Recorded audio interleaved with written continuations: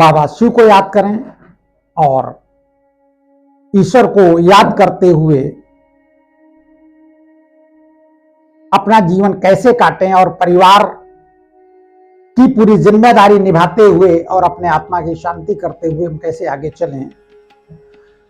बाबा शिव ने बताया है कि परिवार और परिवारजन होते हुए भी और समाज होते हुए भी उनके साथ रहते हुए उनके साथ मोह ममता जुड़ी हो, ऐसी स्थिति में जिम्मेदारी भी निभाते रहें और जीवन को हम अपने को वैराग्य की ओर या साधना की ओर या आध्यात्म की ओर कैसे ले जाएं। बहुत सीधा सा सिंपल सा इसका उत्तर है, परिवार आपने बनाया है, इसकी जिम्मेदारी आपको निभाना है और जिम्मेदारी जब आप परमात्मा को सौंप देंगे वहीं से वैराग्य और आध्यात्म की स्थिति तैयार होती है।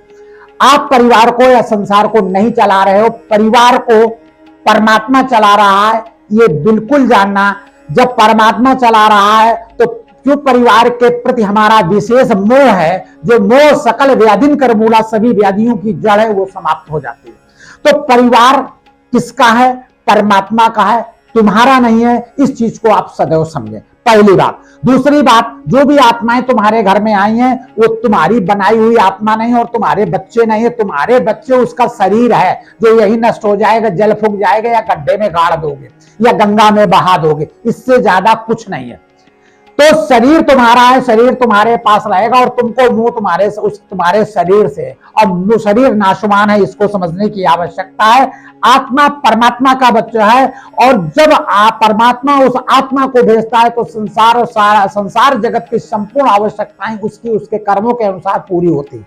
इसकी जिम्मेदारी आपकी नहीं। जब आप परमात्मा को नियम को आप जान जाएंगे तो आप अपने परिवार को अपना ना समझ परमात्मा का परिवार समझेंगे। पहली बात, यहां से परमात्मा योग की स्थिति शुरू हो जाती है, जिसको कहते हैं कर्मयोगी। तो काम करते रहिए और परमात्मा का परिवार है उसमें सहयोग करते रहिए, और सहयोग आप इसलिए करिए क्योंकि आपके द्वारा बनाया हुआ परिवार है, आप उसकी जड़ है। तो जब परमात्मा को मान लेंगे तो आपका दायित्व तो कम हो जाएगा, यानी जितना कम होता जाएगा चला जाएगा उतना तो परमात्मा के नजदीक होते जाओगे।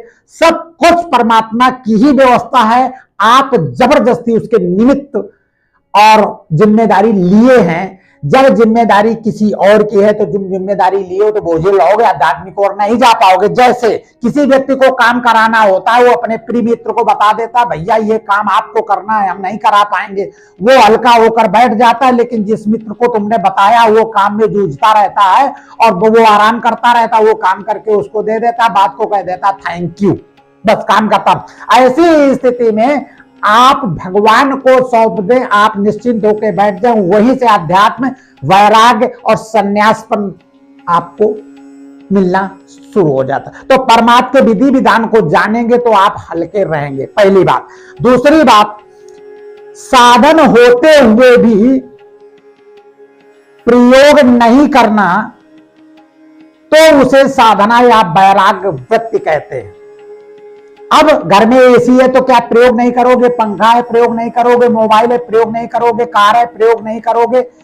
सब चीज इस संसार में साधन के रूप में है। अब एसी की लाइट चली जाए और तुम्हारी साधना भंग हो जाए, इसको कहते हैं साधन को प्रयोग करना। और अगर साधना भंग न हो तो समझ लो साधन को प्रयोग न करना। गाड़ी है तो ठीक है, नहीं है तो ठीक है, उस पर बोझ नहीं बनाना। अगर बोझ बनाओगे तो तुम साधन के स्वामी हो, साधन के गुलाम हो, और नहीं है तो उस हिसाब से ईश्वर मर्जी समझकर जीवन को आगे चलाते रहेंगे। तो ऐसी स्थिति में आप निश्चित तौर पर वैराग्य स्थिति प्राप्त करेंगे, क्योंकि आजकल संसार जगत में जंगल नहीं है और जंगल कोई गया जाता भी नहीं है। जो जंगल गए हैं वो शहर में आए हैं, गांव से गए जंगल में, जंगल से आए शहर और शहर से चले गए महल में। तो ऐसी स्थिति में साधनों से आपकी साधना अगर भंग हो रही है तो आप साधन के गुलाम हैं। आप कभी साधना युक्त त्याग स्थिति, वैराग्य स्थिति और अपना भाग्य कभी नहीं बना पाओगे। इसलिए सारा जगत परमात्मा का है, परमात्मा जाने, उसका काम जाने। तुम जिसके निमित्त तो कर सकते हो करो, उसको ज्यादा टेंशन में न लो, क्योंकि सबका भाग्य व्यवस्थित है और पूरी तरह से व्यवस्थित है। पूरे घोड़े छोड़ लो, लड़के की नौकरी नहीं लगनी है तो नहीं लगवा पाओगे, चाहे पूरी जान लगा डालो। अगर तुम्हारे हाथ में व्यवस्था क्यों नहीं लगा लेते हो? बहुत लोगों को देखे पैसे चले गए दिए हुए। तो ऐसी स्थिति में तुम्हारे हाथ में कुछ भी नहीं है, परमात्मा को पूरा परिवार सौंप दीजिए और सब काम परमात्मा के निमित्त करना शुरू कर दिए। साधनों पर आधारित न रहिए और भगवान को याद रखिए। और काम के लिए याद नहीं रखिए कि भगवान ये काम करा दो, वो काम करा दो, वो काम करा दो। भगवान जब देता है ना तो अपने हिसाब से देता, अपनी वैल्यू के हिसाब से देता है। तुम कितना मांगोगे इतना मांगोगे, और परमात्मा जगत विधाता है, कितना देगा तुम संभाल नहीं पाओगे। इसलिए भगवान से मांगने की जरूरत नहीं है।